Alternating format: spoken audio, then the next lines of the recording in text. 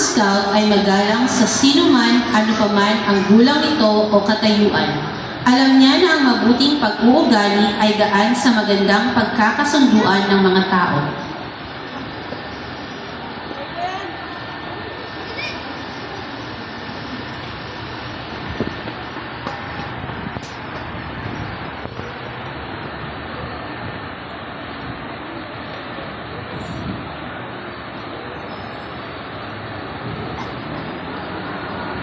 Ang scout ay mabait!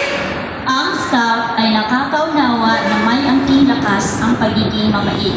Itinuturing niya ang iba gaya ng gusto niyang pagturing ng iba sa kanya. Hindi siya nananakit o namiminsala ng mga hayop at iba pang bagay na walang kadahilanan at sinisikap niyang ito ay mapangalagaan.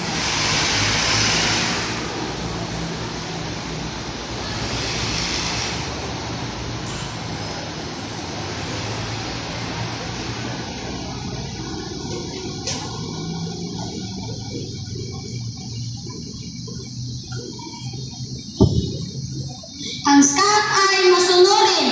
Ang scout ay sumusunod sa mga alituntunin ng kanyang pamilya, paaralan at tropa. Sumusunod siya sa mga batas ng kanyang pamayanan at bayan. Kung inaakala niyang may mga alituntuning hindi tama, sinusunod niya ito at hindi sinusuway. Ngunit sinisikap niyang mabago iyon sa matiwasay na pamamaraan.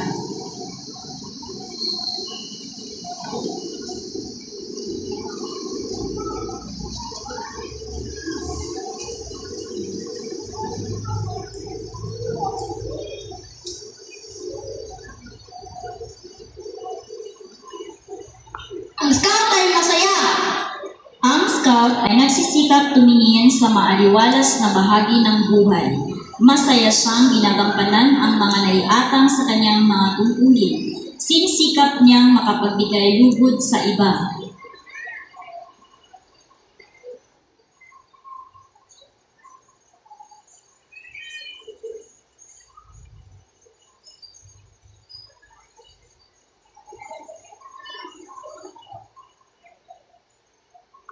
Ang scout ay matipid! Ang scout ay gumagawa upang matustusan niya ang kanyang sarili at upang makatulong sa iba. Nag-iimpok siya para sa hinaharap. Pinapangalagaan niya at ginagamit ng gusto ang mga likas na yaman. Maingat siya sa paggamit ng kanyang panahon at ari-arian.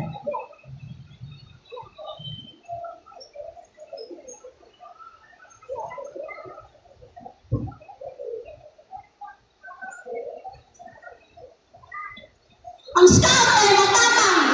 Ang scout ay may lakas ng loob ng marap sa panganib kahit may taglay siyang pangamba. Siya ay naninindigan sa mga inaakala niyang tama at matuwid sa kabila ng tubyo o pananakot ng iba.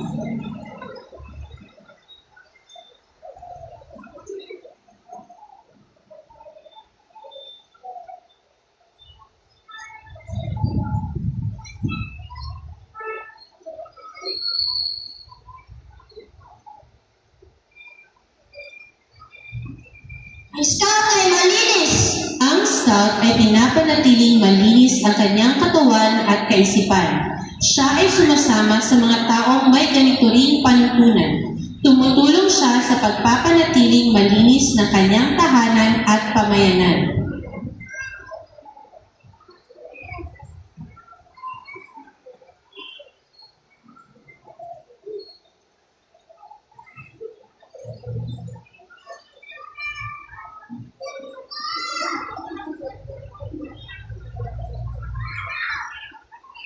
Ang scout ay makadiyos!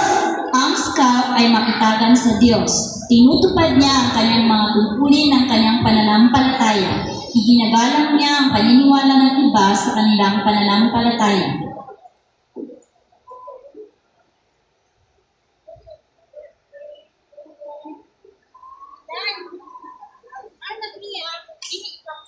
Narinig ninyo ang 12 puntos ng batas ng scout.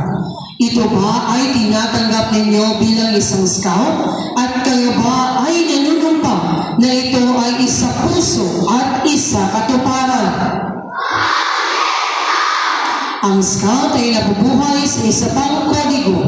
Ito ang panunumpa ng Scout. Ang panunumpa ng Scout ay naglalarawan ng pagtanggap sa kanyang katungkulan sa Diyos, sa bansa, sa kapwa at sa kanyang sarili.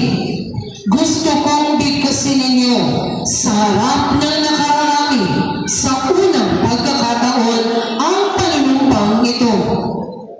Hinihiling ko ang ating punong tagapag-ugnay ng tropa sa paaralan, Scout Raymond Rondon, na pakisindihan ang 3 kandila habang binibigkas natin ang panunumpa ng Scout. Scouts, take my command. Comando! Scouts, palando! Bigkasin muli ang aking sasabihin sa ngalan ng aking dangal ay gagawin ko ang buong makakaya upang tumupad sa aking tungkulin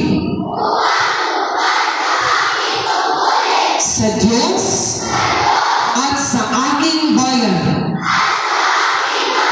ang Republika ng Pilipinas, at sumunod sa batas ng Scout, tumulong sa ibang tao sa lahat ng pagkakataon, pamalaging malakas ang aking katawan, gising ang isipan, at marangal ang asa. Handa, baba, tikas, no. Ngayon, alam na ninyo ang panunumpa ng Scout. Tinatanggap na ninyo ang katungkulang ito at isinusumpa na isa puso at sundin ang panunumpang ito. Sa pamamagitan ng panunumpa at batas ng Scout ay naliwanagan ng ating landas. Ngayon, gusto kong ituon ang inyong pansin sa watawan ng ating bansa. Scouts, take the command. Humanda! Rap sa watawan! Rap! Bilang isang Scout, alam natin na mahalaga ang ating watawan. Alam natin ang kahulugan nito. Alam natin kung paano pahalaga nito. Minamahal natin at ginagalang ang bansang sinasagisag nito. Scouts, palanda! Sabay-sabay natin bigkasin ang panunumpa ng katapatan sa watawan ng Pilipinas. Ako ay Pilipino at katapatan.